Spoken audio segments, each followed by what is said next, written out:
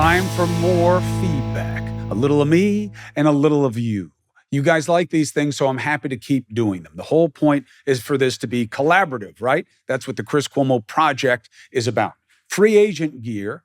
Look, this isn't about me like being some huckster or hawking shirts and stuff for money. This is about raising funds that we can collectively figure out who deserves it and how to get it to them. And I've already made our first decision because it's money that's coming out of my pocket because I haven't sold enough of this yet to give meaningful money to causes that deserve it. So if you want to go on, we have the link. It's cool merch. There's a lot of different stuff. And you should want to play with this idea. A free agent is somebody who has no team, no tribe, okay? Open mind, open heart, willing to listen, even if they disagree. You know what that's called? Regular. It's a radical concept right now because we are overrun by this rabid, toxic fringe, this magnified minority that is on social media and that the media and our political class mistakenly use as a reflection of how the country feels. And that's not what social media is. Every measurement of sentiment in the country versus what we see reverberating on social media shows a gross disconnect. And no, this is not about, oh, I thought we were about empowering minorities and protecting them. Yeah, as a class of people who are oppressed or need special protection, of course that's what America is set up to do. That's not what I'm talking about. This is about an extreme fringe element in a cottage industry of fugazi media outlets and pundits who get paid by fomenting division. That's different than what we're talking about in protecting people on the basis of color or class or race or religion. And I think everybody knows that. And drawing that false distinction is part of the game that I want to expose and that we have to change. So get your merch. It's cool on the back or on a lot of these things that says, "Are you free?" Because a lot of people think they're free agents, but they're not. They're playing to team or tribe, or they're hooked up on social media and addicted to that shit and playing the snark game. That doesn't get us to a better place. It gets us to where we are, and where we are needs to change. So with that, let us engage in a little back and forth. Greg has been instructed many times to give me some pushback. Let's get some things that we can work on here where we disagree. Let's get at it. Let's get after it. Ooh, let's get after it. I like that. What do you got? Hi, Chris. My name is Ted. Talking about long COVID. Last December, I got my booster shot. The next day, my legs got weak. Next morning, I couldn't walk. I haven't been able to walk ever since. I'm pretty much housebound. I've been to doctor after doctor after doctor, including neurologists. They just go say, "I don't know what's wrong. We don't know what's causing it." And yet here I am, almost 9 months later, and I still can't walk. Doctors can't help me, and I'm looking at being crippled or unable to walk for the rest of my life. Now, I can get around my house, but I can't go for a walk. I can't do anything. Anyway, if you could give me your thoughts and maybe help me out with some advice or some direction for this kind of long COVID. It wasn't from COVID. It was from the COVID booster, a side effect, and since last December, I can't walk. Thank you, Chris. First, Ted, I'm going to email you directly and I'll see if I can help. I'm very sorry to hear this. I'm no doctor. I don't have any good information for you. Obviously, the issue is going to be correlation versus causation, right? Did they stick you somewhere where they hit a nerve that affected your legs? Was it in fact the vaccine? Is it about something about your blood chemistry? Was it not? Was something else going on? I don't know your situation, but I certainly don't envy it. And I'm sorry that you're in that. I think the mistake would be to say, and this is why nobody should get vaccinated. Science is about the quest for knowledge. You talk to scientists, almost every sentence that they speak has a question mark at the end of it because things are changing, facts are changing, circumstances are changing. And this was really weaponized during COVID. But I don't want to talk politics and stuff when we're dealing with something that goes directly to your reality. I am sorry you're in the situation you are. I'm going to email you directly because it's nobody else's business.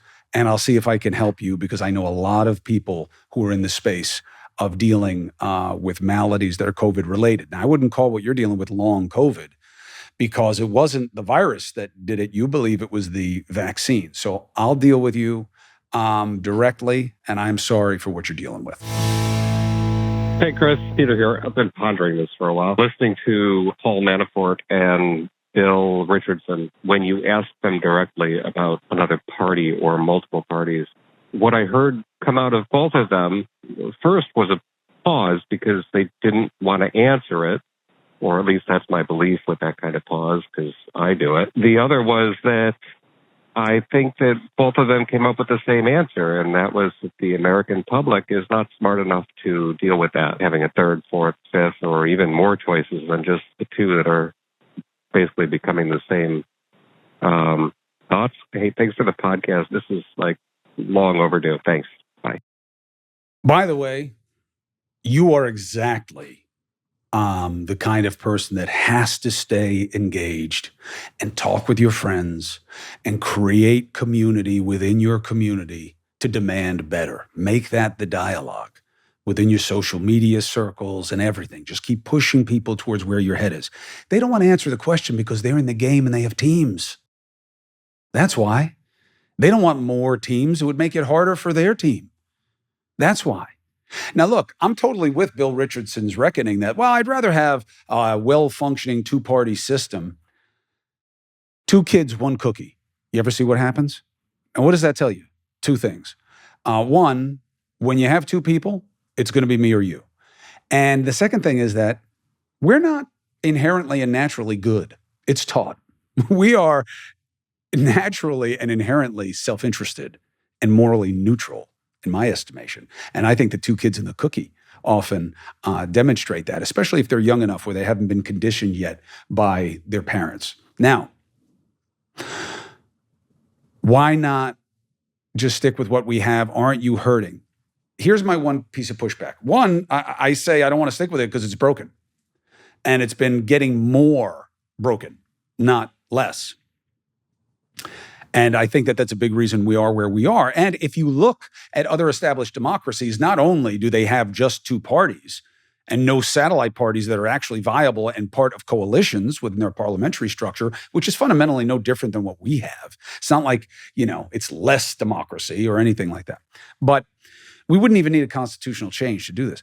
Parties aren't in the Constitution. In fact, you remember George Washington in his initial farewell address, said, stay away from them. And it was a big reason he wanted out. Now, even then, Democrats come at me and say, what are you doing this for? Your third party, Yang, is going to hurt us. He might. Now, he says most of his membership are white college-educated current Republicans or from the right, conservatives. He should show the data to prove that that's true. But assuming that's not the case, right? Not that Andrew's lying, but if they are Democrats, yeah, it would hurt the Democratic Party. I never called for just 3 parties. I said I think you need 4 or 5. And when you look at those structures, I don't think the left should complain because in most of societies, the liberal contingent, or what you want to call the left, we never used to do that in this country, by the way. Think about it. We used to talk about the far right sometimes with Christian evangelicals and some of their extreme political dispositions that are a function of their sense of religiosity. We always talked about other governments, left, right, because there was a spectrum. Now, that's all we talk here is left, right. We rarely talk Democrat, Republican. Think about that for a second, what that reflects. But net, the left does just fine when there are more parties because most populations, when we poll here, most policy positions break center left, okay? Not center right or far right. So if you had more parties, I don't think you necessarily disadvantage Democrats. But it's about advantaging regular people like you. That's why I'm on it. Hi, Chris and team. Thank you for bringing the Chris Cuomo Project to us. My name is Lisa. I am in South Carolina. I have sort of a question, sort of just a topic that I think would be great to see eventually on the podcast.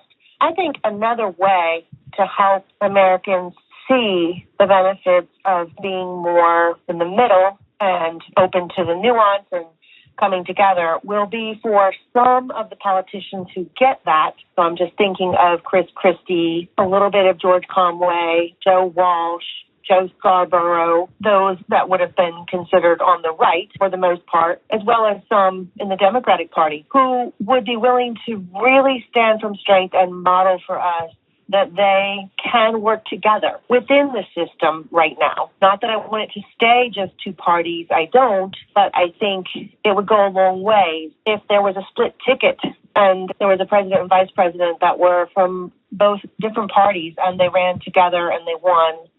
And they modeled from the top down. I know that Joe Biden has really tried to make that a tone of his administration, and I appreciate that. But I think it's going to take some different leaders, and particularly, in my opinion, it's going to take some strong leaders from the right who can stand up from strength and really consistently show we're no longer able to be like this. Because right now we have the leftovers of the Tea Party all across, the Senate and the House, and they just lead by obstruction.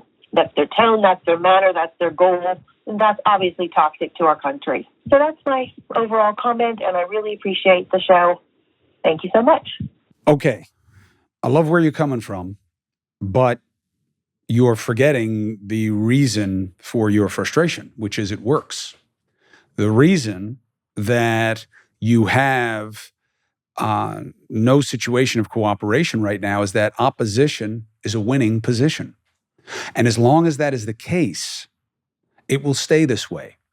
I just heard from a very interesting pollster who I think I'm going to have on my new News Nation show next week, or soon, I'll say, edit, that the fringes vote early and affect primaries, but it's people like you, it's regular people, it's free agents, it's the open-minded that decide them.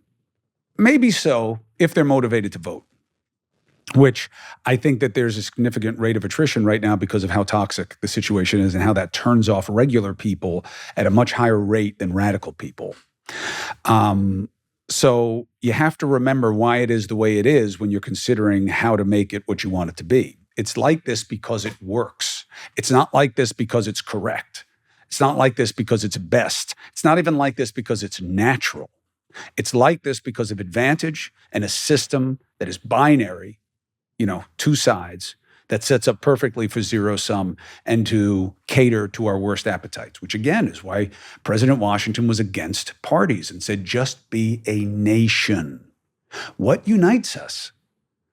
What unites us? We have to be reminded of that. And that will create the energy for the cooperation and something better that you crave. Now, some of the names you throw out, I do not see them as brokers of anything better, by the way. Where are those people? Well, some of them are in there right now, but most of them don't want anything to do with it. It's too ugly. It's too personal. People are going to tear you down. That works too well. And it's not worth it to them. And that is the great shame. Hey, Chris, it's Rachel. And Rhea. Well, we watched your most recent episode with Evan. Love the first part. We could listen to you talk all day. You're a very interesting person. Evan, on the other hand, not the most interesting. Yeah, he was kind of dry. And, from doing this for a long time, and, I know you did news, but you've never sat down and done a long podcast. I think the one piece of advice that I could give you, if I could give you any, is that you really need to find a way to make your podcast pop and sizzle and sparkle and stand out. There's got to be a flair of drama. Like on your old show, you bring on a politician, talk some law, okay, and then you bring on someone who fought an alligator. Like, there's got to be something that's like, whoa! Yeah, your podcast is good, and it's almost there, but it's just a little too dry. I'm not trying to be mean. We're trying to help you. And, of course, we'll never stop watching. Never. Love you. Bye. Bye. See, is there blood under my nose? Yeah, you got really punched in the face there. Boy. By two of them. You know what? I don't think that I disagree with anything that you just said. I mean, I'm not going to have guys on who fought alligators. That's not the point of this podcast. I want to talk about things, but you know what? Maybe I'm maybe I'm selling myself short, or maybe I'm giving myself too much slack for not making it more provocative and interesting. It is new, but this isn't new for me. Being in the business of communication and trying to get you involved in things. So I'm not with you about the guy fighting the alligator, although on the new cable show, I'll have more of that. I am going to spend not, time with like dumb things, but situations that show Americans at their best. Nobody talks about what is awesome in the country, right? You would think that everything is terrible in here all the time. And yes, you should focus on your problems. Yes, this is an experiment and we need to get better on so many levels. And yes, there is a lot of negativity. But we're also like fanning the flames of that all the time. Everything is looked at through that lens. It's like what one side of a hot dog you bite is a problem for somebody, And so I'm going to be talking a lot more about Americans, people who are doing things, ordinary people creating extraordinary outcomes for others. And just what's really cool about this country, what makes me love it so much. I always say, I think there's nowhere else in the world I would even consider living. And it's not because I'm not traveled. So many people in this country are very parochial in their interests. I have family in Italy. And in a little bit of time, my adaptability to the language would be good. I've been a lot of places in the world that are beautiful, and I would love to spend extended periods, but I'd only want to live here. And I think it's important that we remember that and we remind each other of why that is. But I will try to spice it up a little bit. Bam, bam, push, push, push, push, push. I don't know, that's all I got right now. That's perfect with the audio, too. Oh, I was just flexing. I was flexing and peck popping. Yeah, we couldn't hear your pecs pop. You maybe get a little closer to the mic next time. How's that? You made that noise with your mouth. What? I think the audience gets it. Damn.